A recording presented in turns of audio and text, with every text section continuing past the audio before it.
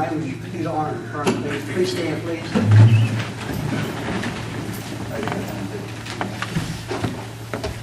Would you join me for prayer? Father, give us wisdom tonight. Guide our city.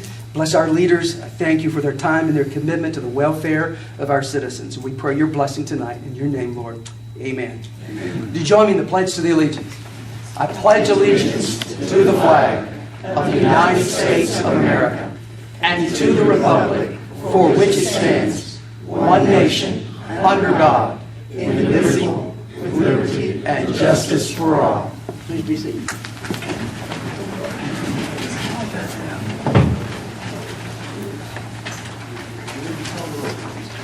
Mr. Bollinger. Here. Mr. Fannin. Here. Ms. Graham. Here. Mr. Hatmaker. Here. Mayor Stanfield. Here. Item number 4, approve the minutes for the August 2013 meeting. You have a copy. Secretary of the Council. So moved, Mayor. Second. Call the roll. Mr. Bollinger. Yes. Mr. Fannin. Yes. Ms. Graham. Yes. Mr. Hatmaker. Yes. Motion carries. Item number 5, reports from the boards, committees, and department heads. What's your pleasure? Make a motion to approve. Motion by Mark, have a second. Yes. Call the roll. Mr. Bollinger. Yes. Mr. Fannin. Yes. Ms. Graham. Yes. Mr. Hatmaker. Yes. Motion carries. Any comments from the citizens? Anyone?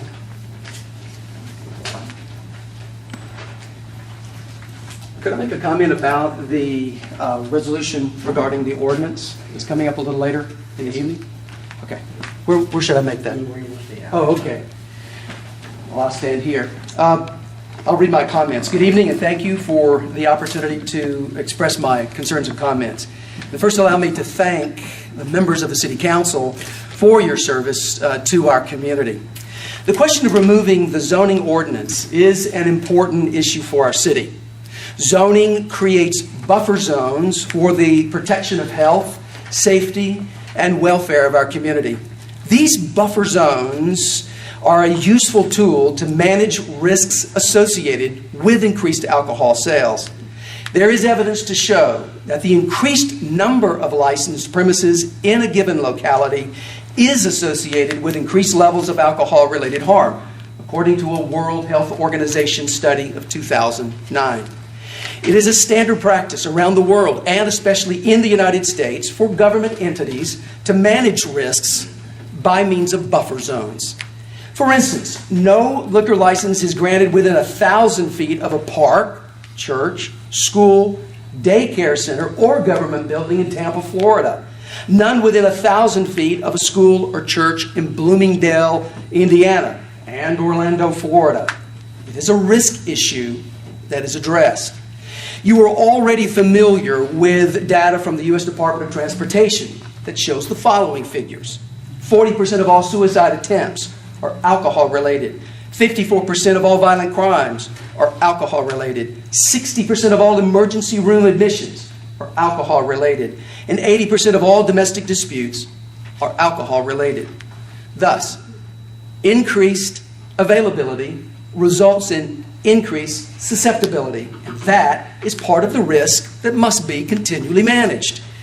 One article I read reports, quote, several studies of crime and social disorder in city centers have observed a direct relationship between density of nighttime outlets licensed to sell alcohol, otherwise known as high-risk premises, and the prevalence of criminal activity, especially violent crimes committed.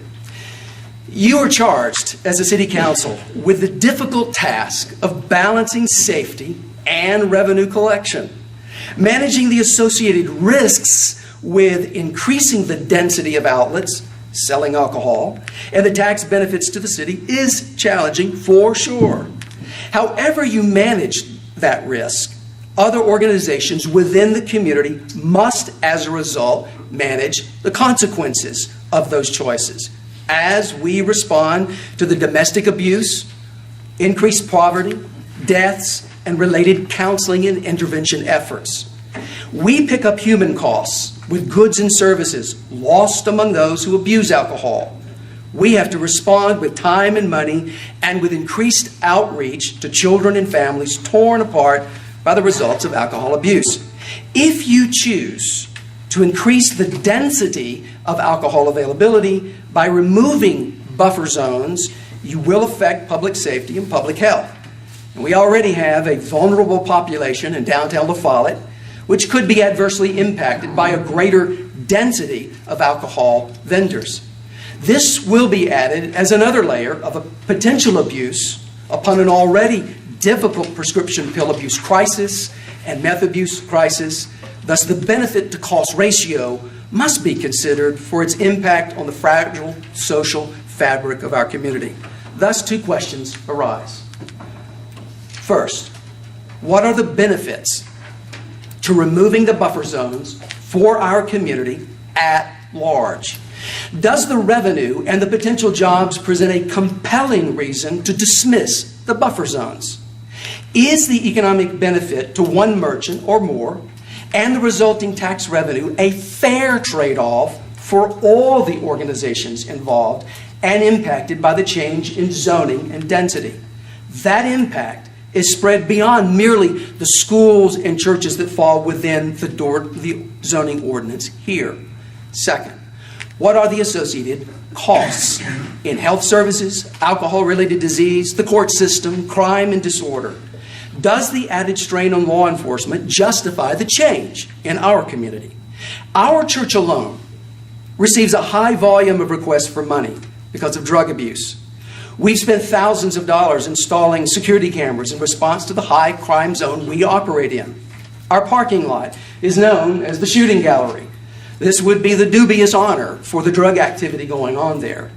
This zoning change could potentially become a much greater burden for us as crime increases due to the removal of the buffer zone. People don't consult us for advice on whether or not to abuse alcohol, but they do call or demand we pay their rent, their health services, their utilities, their car repairs, or buy their clothes because they've spent their funds on other choices. Please give consideration to the continued management of the associated risks of increasing the density of alcohol-related vendors in our city. The issue is even greater than just where the alcohol is sold. It is the larger question of density as it relates to managing risk to public safety.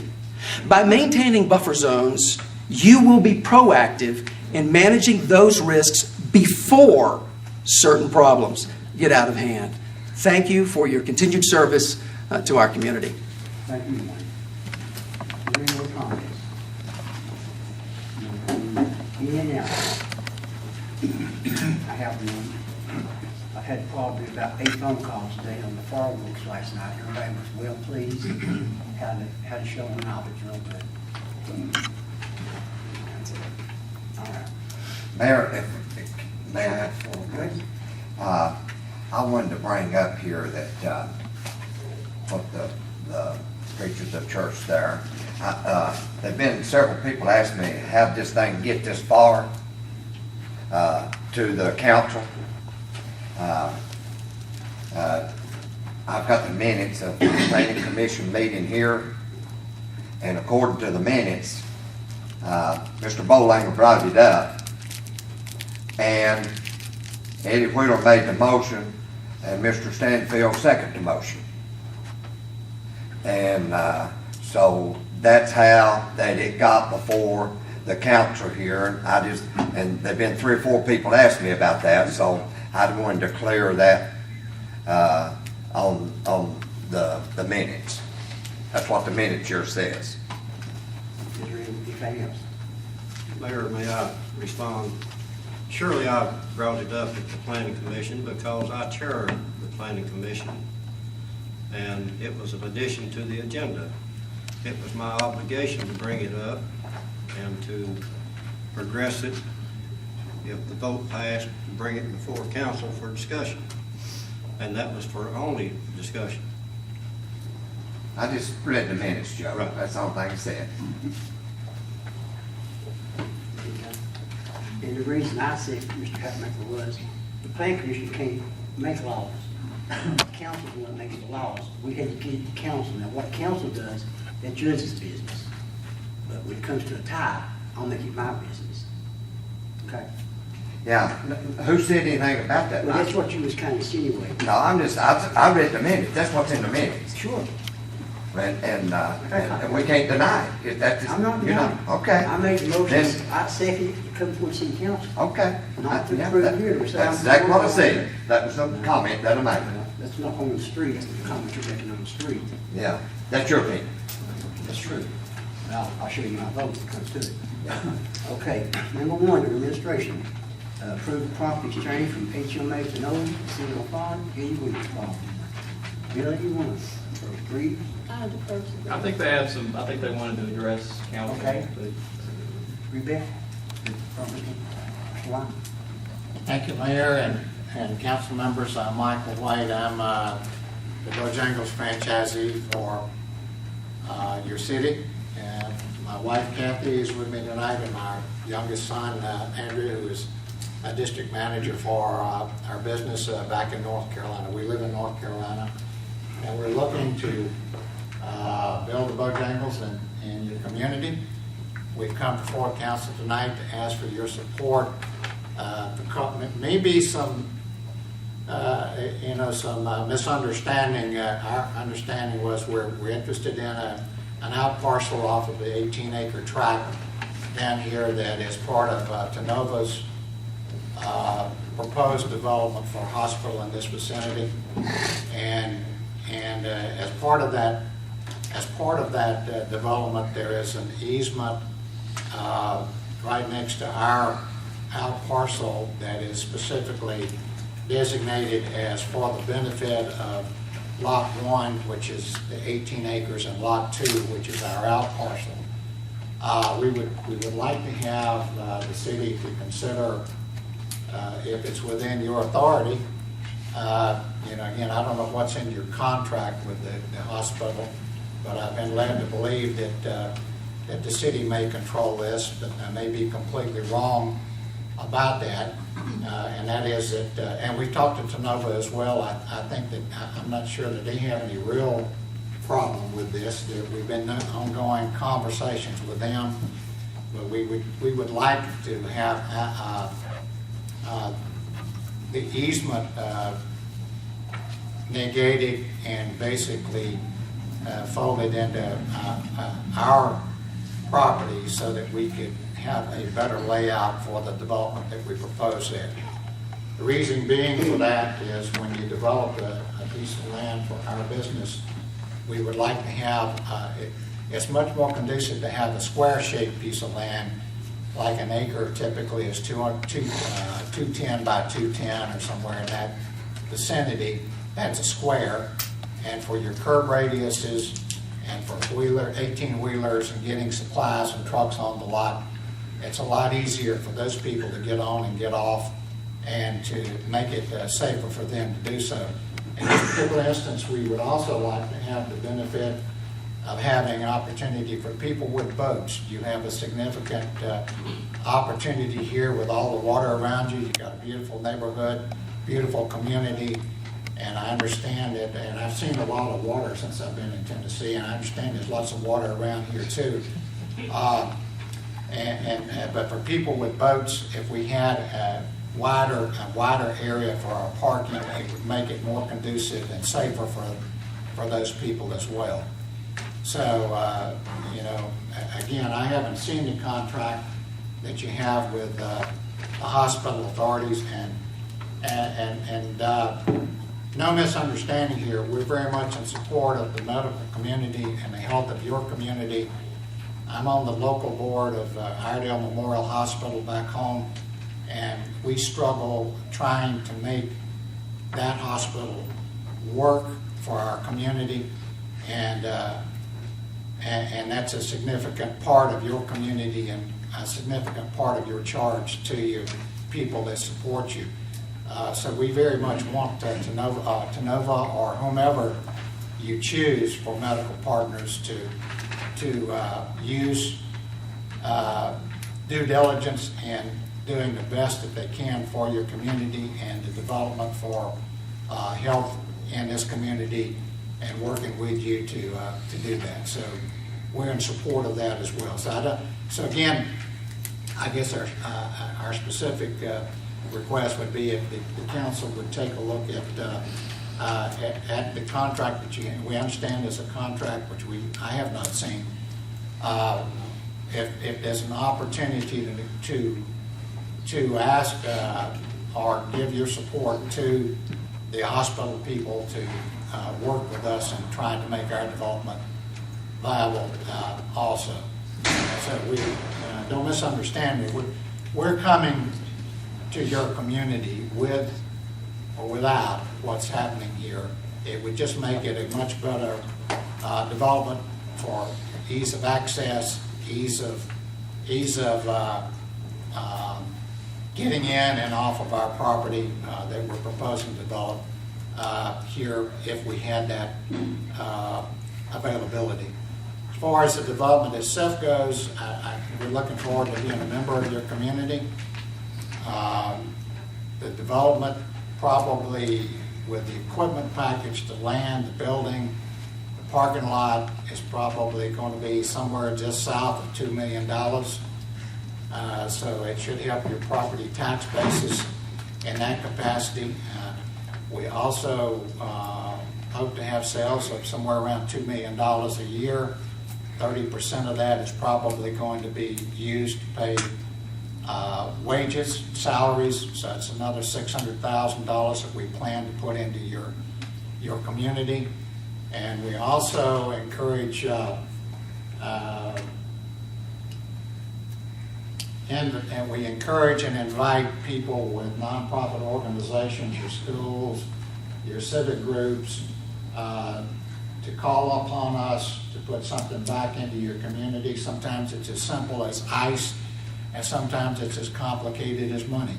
But we always participate, and we very much are interested in the lifeblood of your community, which is your children and your schools, and typically the nonprofit groups and churches that are supporting the well-being of your community. So I don't know that there's a more specific purpose for us to be here except to introduce ourselves, ask you for your support to work with us to get the hospital authority or the hospital company to consider when they develop their property that they release that easement. If you have any questions of me, I'd be glad to try to answer them. Well, I think I talked to Ms. Kirkland earlier today and about this, and my recommendation would be the title, as you know, is titled within the city of Lafollette. And technically, you're correct. If the city wanted to do something, they could do what they want to do to that property. However, if we did something that would impair the hospital or HMA in what they believe would impair their access or impair their ability to construct that hospital, we would subject ourselves probably to some litigation because we do have a contractual obligation to them. And my suggestion would be to work that out with HMA and maybe bring something back to us that HMA would consent to whatever you propose, because I think the city would be jeopardizing or putting themselves in some risk if we did something without their consent. And if we did anything to impair that hospital, and it's very important, I know, to this council, then I think it would certainly not be something I think this council would look at. But if it's something that HMA is okay with, I think they would consider that. And I'm speaking for council, and they're going to probably talk to you about that. But my recommendation would be we really can't, even though we have fee title to it, ownership is absolute in our name, we're contractually bound. And it puts us in a tough position to approve something without the consent of HMA. Is something I can't recommend to them to do because it jeopardizes them. All right. Well, I appreciate that counsel very much. And again, we've had some conversations with the hospital group, and at first, I'm not sure they understood exactly what we were talking about, and then when they came back with some clarification, they actually had some more misunderstanding than understanding. about what we were proposing to do. And again, we don't want to do anything that's detrimental to the hospital or to their use or their facility that they're proposing in this community. We certainly would vote for that 110%. So we'll, Becky is our realtor, so. I think what you're saying is that you wouldn't go against Tenova. All we're asking you to do is, as city council, because you folks have the contract with Tenova, could you speak to them and find out what it is and tell them that you have the recommendation, if the city will recommend this, because your negotiation with them carries much more strength than ours does. I talked to Mr. Kane, as the hospital administrator today, Billy did too, and we had a very good conversation, and we finally came out. I was hoping Mr. Kane may be here, but we sort of suggested that Reed and Billy and you get together with Tenova, and they're willing to work very, very quickly. They want a win-win situation. Great. And so I think you all would just have to set up a meeting, work it out amongst you, and bring it back to council, and we'll approve it. What I've understood Mr. Kane to say today, that it is a workable situation. So my suggestion is Billy and Reed and you all get together, make an appointment with Mr. Kane and their people, and I think it's going to be very rapid how quick we can get this So Reed would done. work on behalf of council? Yes. Great, wonderful. Mr. White, I have a question. Do you have a target start date already set for construction? We've already started. Yesterday. We've already. We got, basically, the civils, the architecturals, the environmental reports, barring any environmental problem with the property, we definitely will be setting our footprint. I've been delaying setting the footprint until we decided or figured out exactly what the dimension of the lot was going to be, but I have proposals both ways. And actually, Bojangles Corporation has charged me with getting it open by the end of December. They want this in fiscal year, calendar year 2013. It's part of their MBO. It's not part of my MBO. But I try to work with them, and they have been very good people for me to work with in the past as well. So we hope to have it open by the end of December, and we typically have a family night, and we invite people in the community that have the sheriff's department, the police department, the city management administrators, as well as the council, elected and school people as well. So lots of people will be invited to that opening. It's just a good time for our people to see a lot of people at one time. We give away a lot of food, and but you'll see a lot of confusion. But we would rather see the confusion on a family night when the food is free than when you come knocking on the door and pay for it. So we're looking forward to being in your community, and we're looking forward to being supporters of good people of your community and putting something back into the community instead of taking everything out of it. We really want to be part of your community. Yes, ma'am.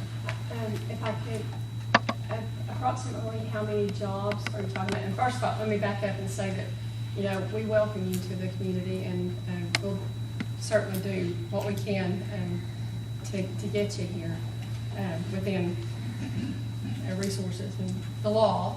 But how many employees do you foresee? We initially will hire, try to hire at least 80 starting off, and it depends on what the crowd is. I've been in some communities where we had 23 show up, and that's when you really have to get out and beat the bushes, and that's in communities that were flush with the economy back then. But today, we will try to hire at least 80, and then from there, attrition will probably, as people come and go, probably we will end up with at least 40 on that staff to choose from, 40 to 50 people. And of course, the more sales we have, the more opportunity we have as well. So it depends on the sales But we anticipate that we will have good sales here in Lafollette. My husband is a Baptist minister. You'll have good sales. Well, you know, we have Anyway. Andrew on the night before Easter Sunday in Wilkesboro, North Carolina. He goes in and he works all night with the crew in that particular community, and they this year they did 4,000 biscuits for sunrise ceremonies. So we That's do all have, before 6 o'clock in the morning, before we open our doors yes. on Sunday. And also my wife's grandfather and great-grandfather were both Baptist ministers too. So. We were married in the Methodist church. Evens it out. Joe, you have any comments? As today's date, No, do y'all own the property? No, we have an option with Mr. Wheeler, and as soon as I can do the due diligence, basically to make sure that there's no real reason not to build there, and that would be that there was that I couldn't get my building on there, or that there's some problem with the soil compaction or something like that, or sometimes it's reasons of economics with demands from whatever some undercurrents are for what you've got to do to make it work for other areas that's mandated. And but assuming that as soon as we can verify that, we will probably close within 30 days. We're ready to close, and we're ready to break ground. And if I'm going to open this restaurant in the end of December, we need to do it. We need to close pretty quickly, because we know we can't really break ground until we do close. But if we close on Thursday, they'll be digging holes out there on Friday, and they will work as many days as they have to. Normally, it takes 60 to 90 days to put one up. The people that do this usually that's what they do, and they do it on a regular basis. And they that's basically all they do. That's what they specialize in. Joe, you have any? Sounds Just Billy and Reed get together with Mr. Kane, and let's get this happening. We can have a win-win situation. For everybody. Okay. First off, let me thank you and your wife and son and everybody that come to the council. We'd like to welcome you to the fall. We appreciate you trying to get into the fall. Like I said, this sit down, we can hang out, and we're working for this. We appreciate that very much. Thank you very much. We appreciate your hospitality and your warm welcome to us. And again, don't hesitate to call us. We're here to work with you. If you don't get the right answers from the people at the store, Becky has my contact number. Call me, and we will definitely try to find something that works for everybody. Thank you. There's not a person in this room that don't like chicken. I'm sure. I think we have really great food, and we appreciate all of the customers that we have in this community that's looking forward to it. So we're very much interested in participating with you. So thank you. Mayor, thank you very much. Council members and staff, thank you very much. Thank you, sir. And thank you, Ms. Russell. And Reed, I'll see you in the morning. May I call? Yep. Great, thank you. We got a long drive. Okay. Be careful going back. Yeah, the first time I made the drive to Knoxville, I thought it was the prettiest drive I'd ever taken, and the next 400 got a little bit uglier. So it's about 4 hours from Statesville to Knoxville. So thank you very much. Yes, sir. Thank you, sir. I'm going to need a motion to reject this proposal in this town.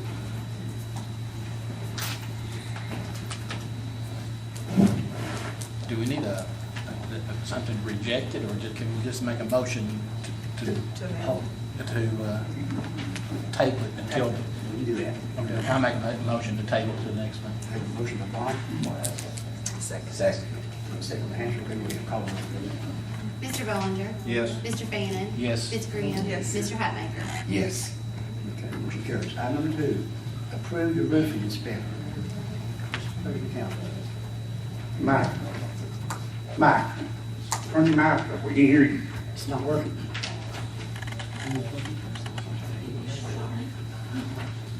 You're not working, Reed. We'll try to speak up.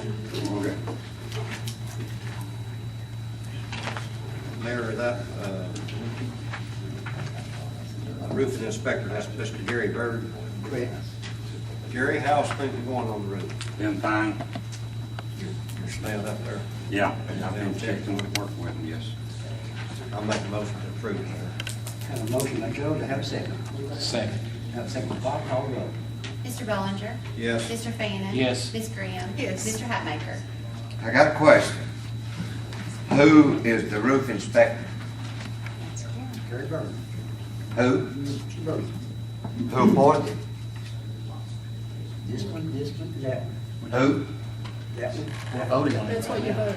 So 3 of you did, you didn't bring it before the council, that's the full council? Actually, it was brought up in workshop. Yeah, that's what we're doing here Huh? now. It was brought up in It's workshop. not been voted on though. It is No, I right know, there. that's what we're doing. That's what, That's what you're voting on right now. Oh, okay, so we've appointed Gary for the inspector? Is that right? That's the motion. That's the motion on the floor?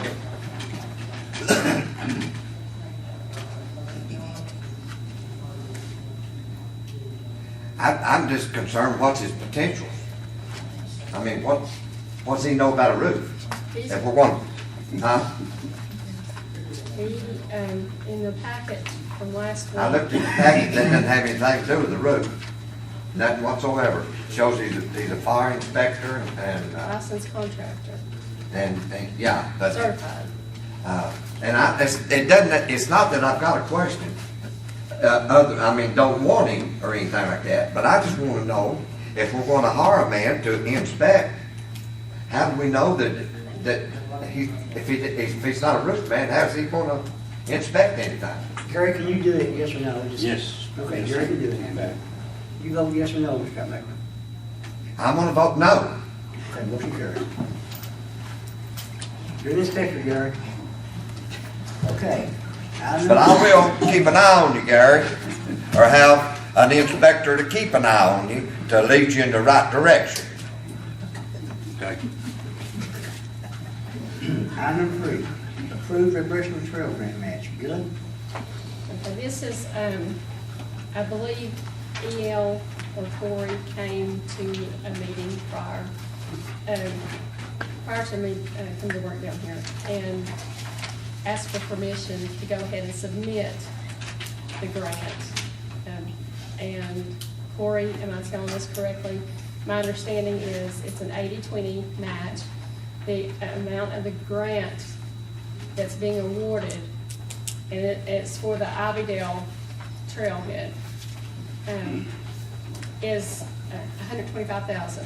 So we're being asked to provide services, in-kind services that we're already providing, basically, which is police patrol and then the Parks and Recreation. So that's the, Can I make a correction? Regarding police patrol, we're going to need to find another in-kind donation. Rather than that, they kicked it back to us. So we'll just find another category and we should qualify.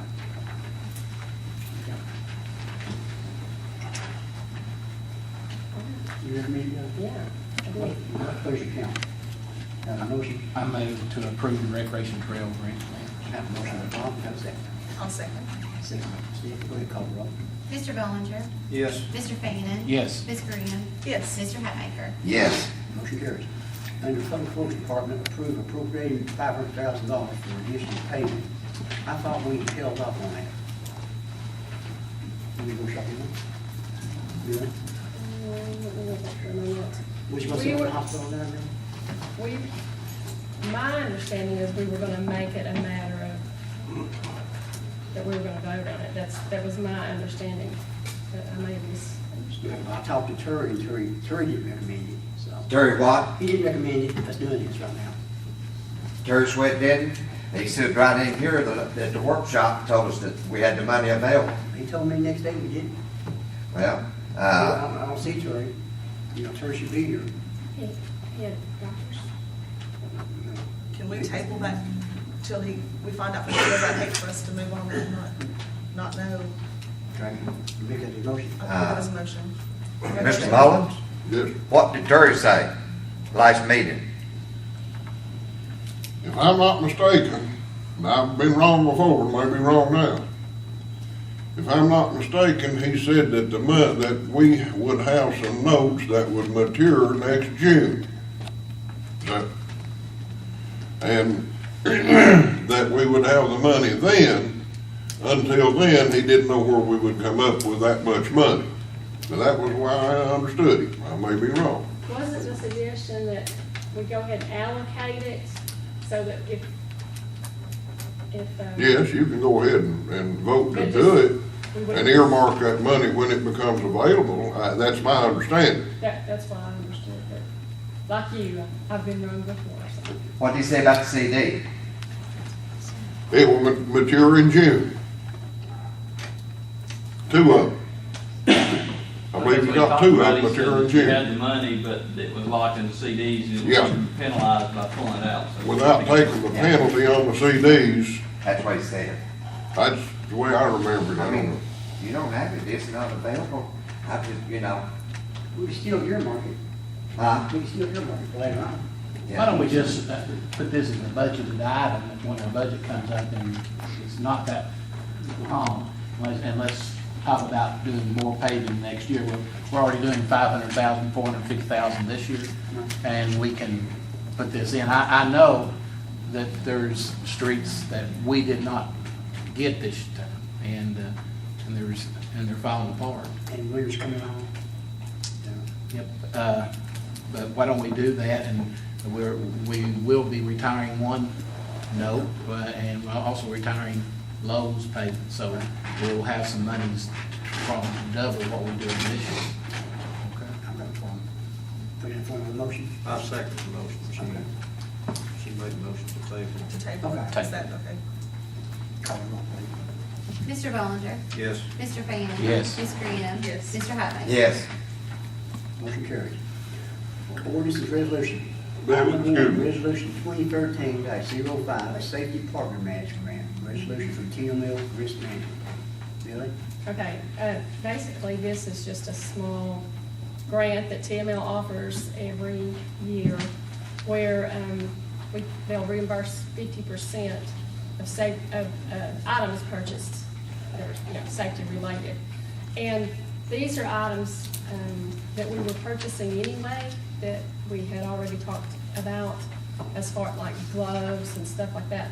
And so it's just an opportunity to get around $1,000, $1,500 of our money back. So, of money that we were spending anyway, so. But we have to have a resolution to go in with the grant. You good with it? Do you have a motion? Make a motion for resolution 2013-05. See. Yes. Second motion. Call the roll. Mr. Bollinger? Yes. Mr. Fanning? Yes. Ms. Graham? Yes. Mr. Hatmaker? Motion Yes. carries. Resolution 2013-06, zero taxes. Resolution for the Lafollette Utilities. You have a copy of the resolution. What's the pleasure of council? So moved. Have a motion by Steve. Do you have a second? Second. And a second by Long. Call the roll. Mr. Bollinger? I'd like to state that I have a conflict. I work for the Lafollette Utilities, but I vote yes. Mr. Fanning? Yes. Ms. Graham? Yes. Mr. Hatmaker? Yes. Motion carries. Item number 3, ordinance number 2013-08. Ordinance amending the City of Lafollette Code with respects to alcoholic beverages. What's the pleasure of council? Mayor, I make a motion that, on 2013-08, that we demolish this ordinance. Have a motion by Mr. Hatmaker. Do I have a second? Are you saying to reject 2013-08? That's what it says. I second. Have a motion second by Bob. Call the roll, please. Mr. Bollinger? No. Mr. Fanning? Yes. Ms. Graham? No. Mr. Hatmaker? Yes. Mayor Stanfield. Motion carries. This means adjourned. Call the order of the Pier Board. Call the roll, please. Chairman Bollinger, Here. Mr. Fannin, Here. Ms. Green, Mr. Hatmaker, Yes. Mayor Stanfield. There being no permits received, and no other business, entertain a motion to adjourn. I'll make Let us pray. Most loving and gracious God, we thank you for this day. We give you all the honor, praise, and glory for it. We ask that you bless the people here. Give us the knowledge and the wisdom to make good decisions based on your founding principles of love and compassion. We ask these things in your sweet Son's Jesus' name. Amen. Mr. Work, will you lead the pledge, please? I pledge allegiance to the flag of the United States of America and to the republic for which it stands, one nation, under God, indivisible, with liberty and justice for all. Okay, I'll call the September 2013 school board meeting to order. Everybody go ahead and sign in, please.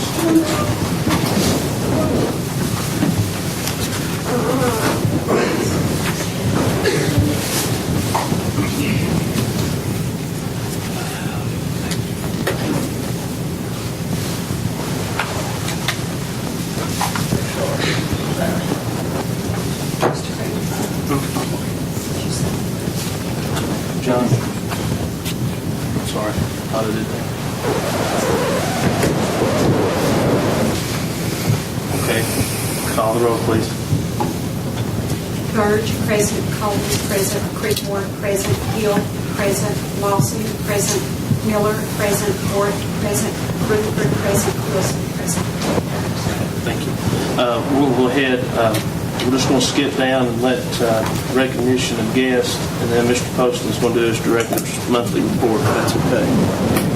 Yeah, we have several that may won't leave here in just a few minutes, but Mayor has a proclamation that wants to share with us. Thank you, Mr. Poston. September is Attendance Awareness Month, so I have a proclamation to make everyone aware of it. From the Office of the County Mayor, William A. Baird, Attendance Awareness Month. Whereas good attendance is essential to student achievement and graduation, and we are committed to dedicating our resources and attention to reducing chronic absenteeism rates, with a focus starting as early as kindergarten. Whereas chronic absence, missing 10% or more of school for any reason, including excused and unexcused absences, or just 2 or 3 days a month, is a proven predictor of academic trouble and dropout rates. Whereas the impact of chronic absence hits low-income students and children of color particularly hard if they don't have the resources to make up for lost time in the classroom, and are more likely to face systemic barriers to getting to school, such as unreliable transportation, lack of access to health care, unstable or unaffordable housing. Whereas chronic absence exacerbates the achievement gap that separates low-income students from their peers, since students from low-income families are both more likely to be chronically absent and more likely to be affected academically by missing school. Absenteeism also undermines efforts to improve struggling schools, since it's hard to measure improvement in classroom instruction if students are not in class to benefit from them. Whereas all students, even those who show up regularly, are affected by chronic absence, because teachers must spend time reviewing for students who missed lessons. Therefore, be it resolved that I encourage the entire community to be aware of and concerned with the toxic impact of chronic absence, and to assist parents in getting their children to school on time every day. Now, therefore, be it resolved that I, William A. Baird, as County Mayor of Campbell County, proclaim our county will stand with the nation in recognizing September as Attendance Awareness Month. We hereby commit to focusing on reducing chronic absenteeism to give all children an equitable opportunity to learn, grow, and thrive academically, emotionally, and socially. William A. Baird, County Mayor. Thank you, ma'am. Thank you all. For the last several days, we've been sharing with everyone here in the county how pleased we've been with many of our results from last year's test. And of course, all the schools have done an exceptional job. We're trying to meet many of the benchmarks the state thrown our way, and we've been quite successful in several areas. We've got a lot of work to do, continue to do. We want Ms. Joan Crutchfield, if she would come up, please.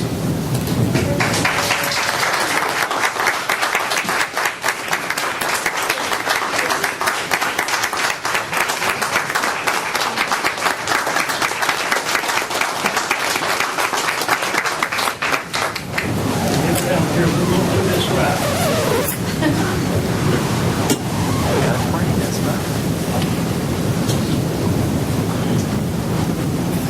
She's got some of her staff here, and it's on Tuesday the 16th.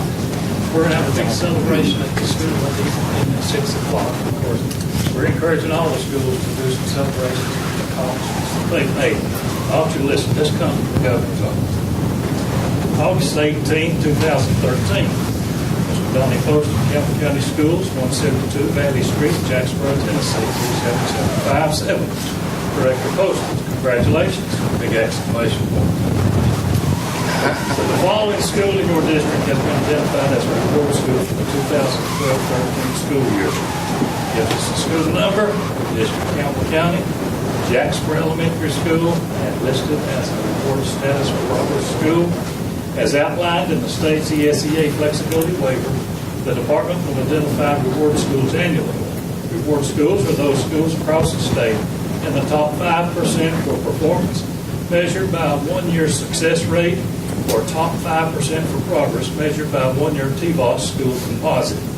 As schools across the state made improvements and reached higher levels of proficiency, reward schools led the way. The State Board of Education approved the list of reward schools in a meeting on August 16, 2013. Reward schools will be named publicly on August 19, 2013. This accomplishment is attributed to your leadership and the hard work of your school leaders, teachers, students, and parents. Again, congratulations on this significant accomplishment. Sincerely, Kevin Huffman, Commissioner of Education. And this is the lady and her staff that made that happen.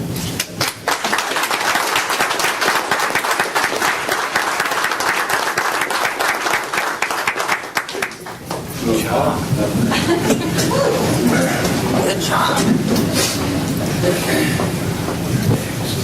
to go. Way to go.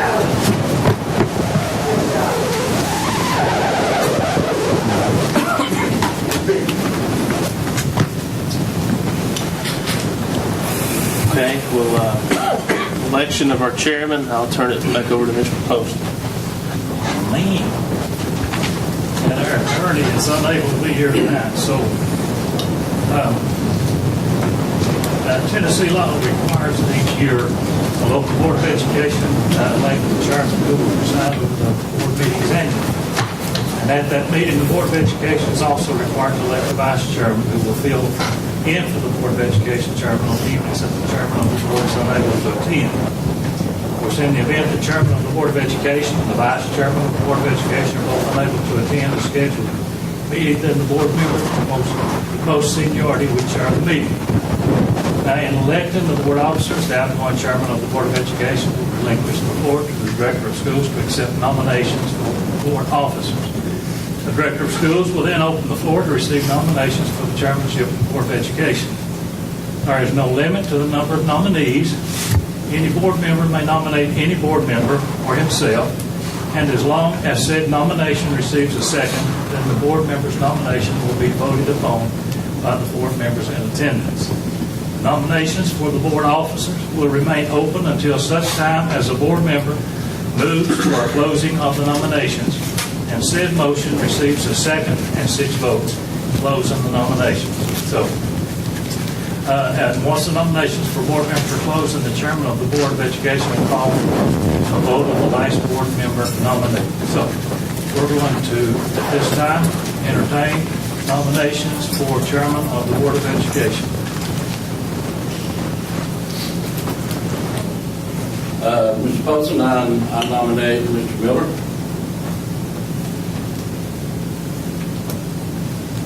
Okay, Mr. Miller has been nominated. We can get a second on that, right? So I'll second that motion. Mr. Wilson has nominated Mr. Miller. Seek a second. Are there any more nominations?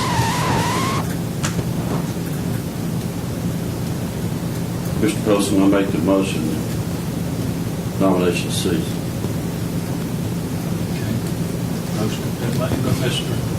Furge for the nominations to cease. Do I hear a second? I second. All right, now, do we do this for voice vote or do we do it on machine?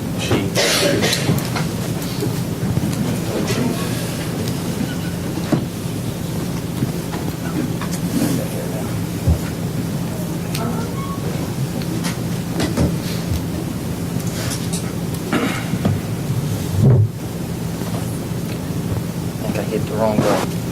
I need to change my vote. Do what? I need to change my vote.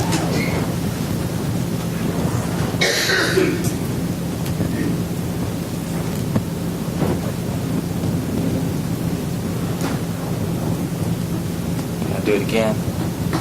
Go ahead.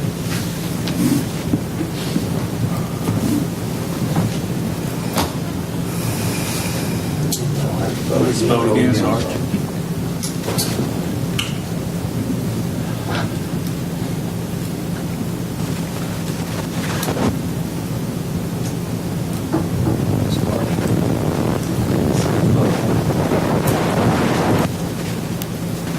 Burge, yes. Collins, yes. Creekmore, yes. Hill, no. Lawson, yes. Miller, yes. Warwick, no. Rutherford, no. Wilson, yes. Okay, Mr. Miller. Now, Chairman of Education.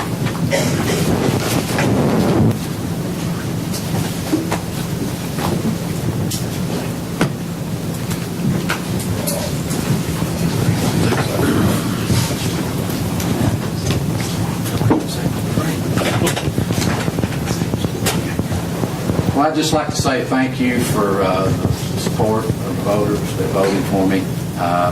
The ones that didn't, I extend my hand of cooperation. I hope that we can band together and make the school year a good year. And with that, I'll open up the nominations for Vice Chairman. Nominate Mr. Creekmore. Nomination for Johnny Creekmore for Vice Chairman. Is there a second? I second. Second. Is there any other nominations? Do we have a motion for nominations to cease? I make a motion nomination cease. Is there a second? Okay. Motion been made and properly seconded. Are we ready to vote? All members, cast your vote.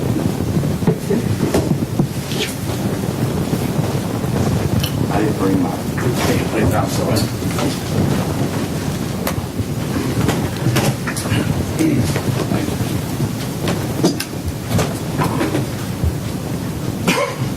Any member wish to change their vote? If not, reveal the vote. Burge, yes. Collins, yes. Creekmore, yes. Hill, yes. Lawson, yes. Miller, yes. Warwick, no. Rutherford, yes. Wilson, yes. Motion passed. Very good. Congratulations, Mr. Creekmore. Okay, we'll continue with the already given your director's monthly report, so we'll recognize Mr. Jeff Martin. Thank you, Mr. Consent agenda. Oh, I'm very sorry. I'll get used to this. We need a motion to approve the consent agenda. So moved, Mr. Chairman. Motion been made. Is there a second? Second that motion. Any discussion? If not, let's proceed to vote.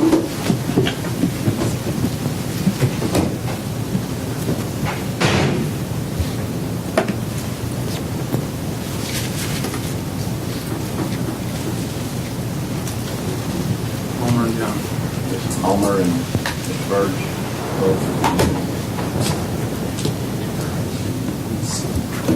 Any member wish to change their vote? Reveal the vote. Burge, yes. Collins, yes. Creekmore, yes. Hill, yes. Lawson, yes. Miller, yes.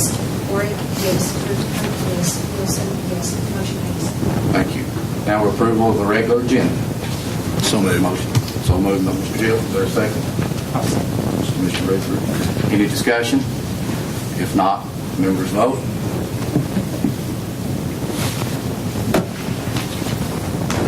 All those that voted, anyone wish to change their vote? Reveal the vote. Burge, yes. Collins, yes. Creekmore, yes. Hill, yes. Lawson, yes. Miller, yes. Warwick, yes. Rutherford, yes. Wilson, yes. Motion passes. Now, we recognize Mr. Morrow. Thank you, Chairman. All we have under my section is just the 4 budget amendments. We have 3 in the general purpose school fund, 1 in the cafeteria fund. The first one deals with the Safe Schools grant. It's an increase of $2,000, $30,400 up to $30,400, and the additional $2,000 being added to medical insurance. The second one is in the preschool grant, and it's to reconcile the locally adopted budget with the state preschool grant, and it's also increased $427, appropriating many different places and reconciling with the state grant for a total net sum gain of $427. The third one is in the climate grant, also being reconciled with the state approved budget. Decreases and increases, net sum gain of 0, with the biggest change being a decrease in other equipment going down, $7,000 in travel, and in-service staff development going up $7,600. What's the pleasure of the board? Motion approved, resolution 9-1 through 9-4. Motion been made. Is there a second? Second. Any discussion? Anybody like any discussion on those amendments? If not, members ready to vote? Cast your vote. Any member wish to change their vote?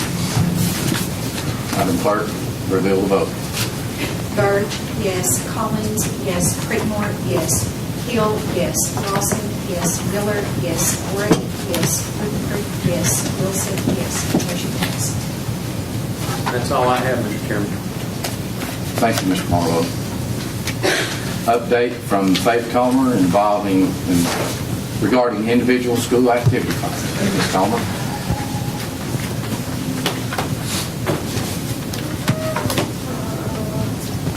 Are there any questions? No questions. Thank you very much, Ms. Comer. We move on to items for action. Consider approval of 2013-2014 coachers and volunteer coaches. We have that in our packet. Is it complete, Mr. Bruce? I mean, there's no omissions.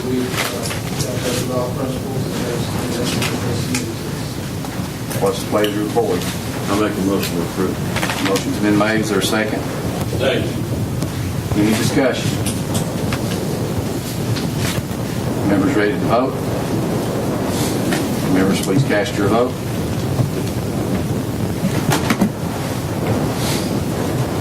Any member wish to change their vote? Madam Clerk, reveal the vote. Burge, yes. Collins, yes. Creekmore, yes. Hill, yes. Lawson, yes. Miller, yes. Warwick, yes. Rutherford, yes. Wilson, yes. Motion passes. Thank you. Consider approving 504 and ADA grievance procedures, second reading. Pleasure of the board. So moved. Motion's been made. Is there a second? Mr. Rutherford, second. Any discussion? Members ready to vote? All those cast your vote.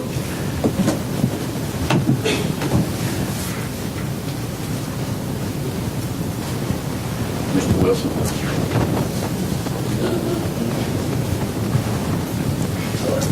Any member wish to change their vote? Madam Clerk, reveal the vote. Burge, yes. Collins, yes. Creekmore, yes. Hill, yes. Lawson, yes. Miller, yes. Warwick, Thank you.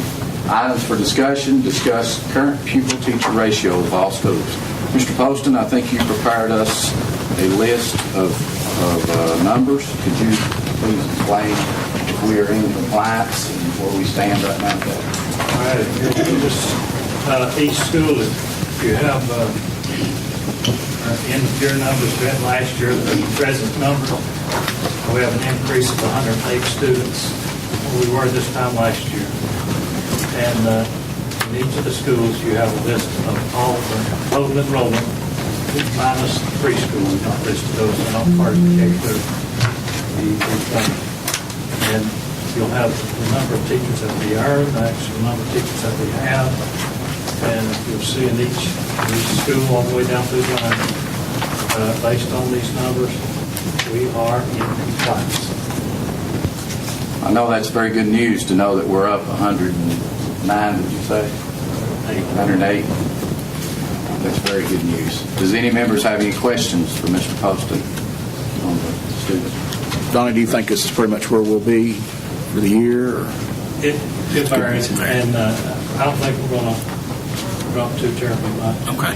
Or we may increase some, who knows? Okay. I guess the big thing that'll bring people in is we have plenty of jobs. Are we pretty much set with our, everybody's set in their classroom as far as teachers go? We don't need to make any changes? Yeah, and we may end up having to do that if the numbers shift into 2 or 3 areas. Okay. We've got enough people within the system that where we can move. Okay. We're in good shape as far as being compliant. Okay. Any other discussion? Mr. Paulson, I'm just trying to understand everything right here. Just for instance, I was looking over at Jellicoe Elementary School. Excuse me. And its actual teachers is 16 teachers, grades 4 through 6. There's only 4 teachers teaching all of those grades. Well, see, when you go all the way to the back, and you'll see the list of all the employees, all the teachers that are in there. I'm just curious there. You've got some that are not part of your big EP. Okay. That also are in that building that do not count against, let me find Jellicoe.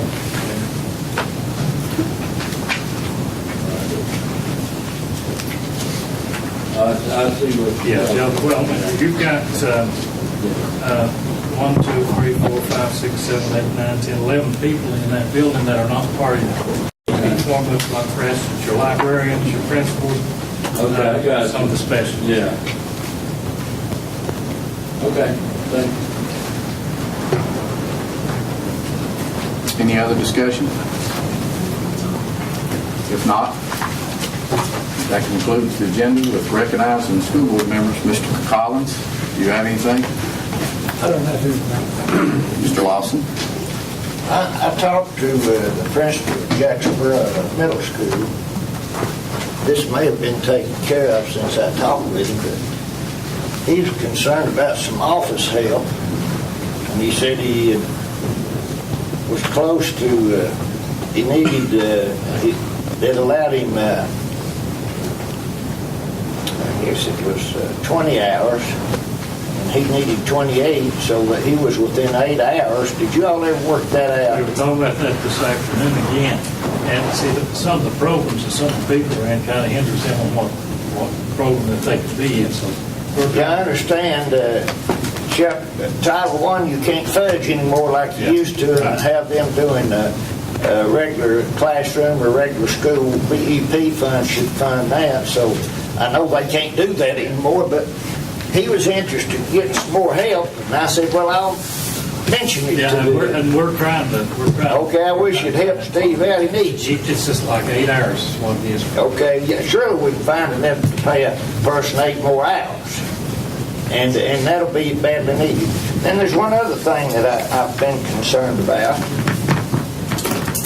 Jacksboro Elementary is having trouble getting their air conditioning fixed in their cafeteria. And what's kind of aggravating about it, I remember we had all the people come in last year and present their budgets and what they needed and what was going on. And at that time, I talked with Mr. Ray Fraley, and I said, Ray, I think what the maintenance department ought to do at the end of the school year, you ought to go around to every school and find out what their needs are and get it fixed during the summer. And then when school starts back, and everybody knows the first thing's going to holler about, and starting back when it's real hot and in the middle of August and so on, is air conditioning. Well, that air conditioning up there, somebody, every time I call them, they say, we've got it ordered. Well, I don't know how long it takes to order something, but it ought to have been ordered last April or May. That's what I'm saying. There's no use fussing over it wasn't. And then Jacksboro Middle School told me they had 10 units over there that wasn't functioning right. Well, I know this train outfit we've got in here is supposed to save energy. Well, they can save it. They just turn it off when it don't work, and you save energy that way. So I'm concerned about these units not working and why they're not working and what we're going to do about it. So that's my concern. Well, you've got brand new systems going in up there for the cafeteria. That's the kitchen here. In fact, emergency purchase was done about 2 or 3 weeks ago. Okay, and they're taking care of the units at Jacksboro Middle. Larry, did we get all those? Yes, the unit, the big unit at the Jacksboro Elementary, when you order one of those, they pretty much have to fabricate it to meet the specifications of the building. When Jacksboro Middle closed school in late May, early June, all but 1 or 2 air conditioners worked. They fixed them. They turned them.